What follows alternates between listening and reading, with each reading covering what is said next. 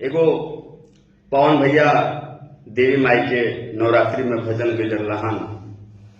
उहे भजन रउआ सभे के सुनावतानी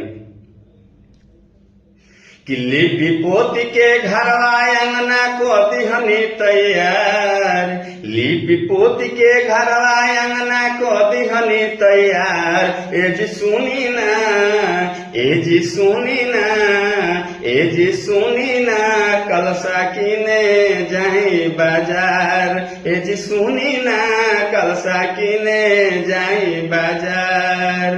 लिपि पोती के घरवा अंगना को दिहनी तैयार, लिपि पोती के घरवा अंगना को दिहनी तैयार। ए जी सुनी ना, ए जी सुनी ना, ए जी सुनी ना, कलसा किने जाई बाजार। ए जी सुनी ना, कलसा किने जाई बाजार।